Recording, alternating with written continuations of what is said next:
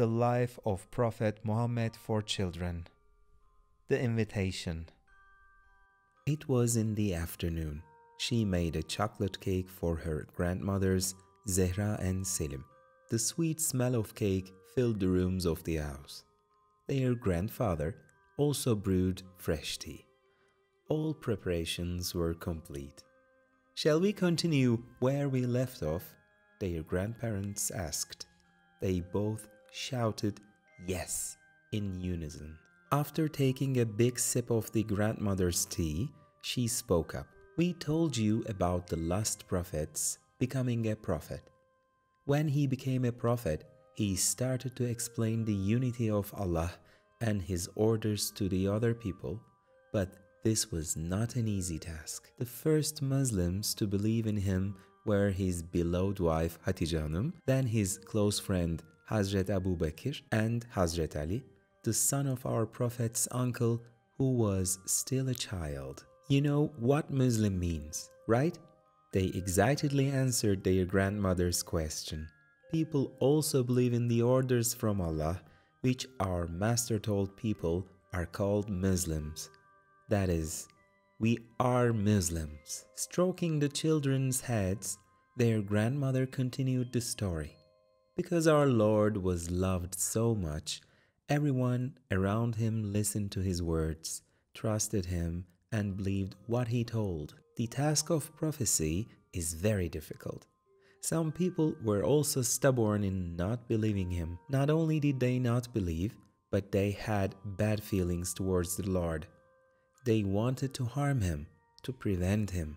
They were insulting him, telling other people not to believe him. Seeing that the children were upset, their grandmother cut them a slice of hot chocolate cake and continued where they left off.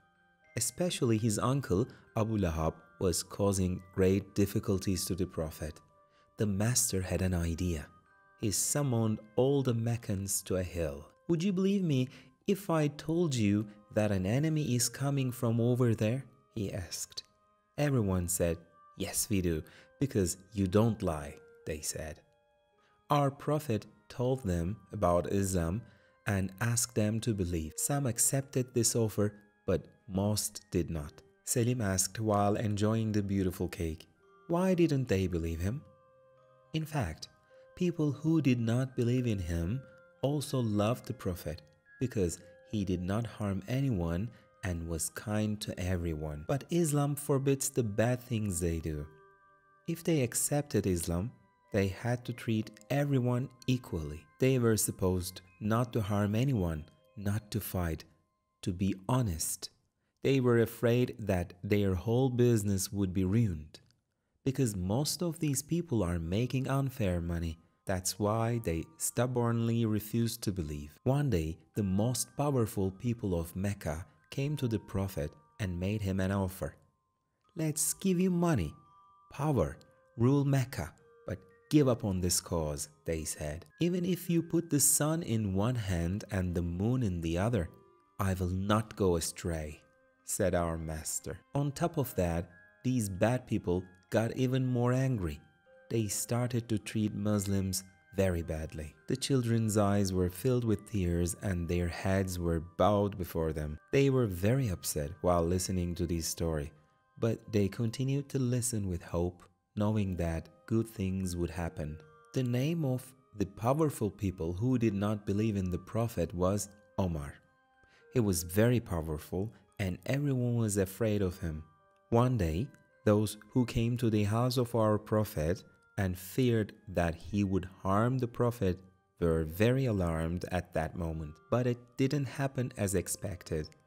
Omar began to listen to what the Prophet told and was very impressed. Then he stood up and stood in front of the Prophet and said that he wanted to become a Muslim.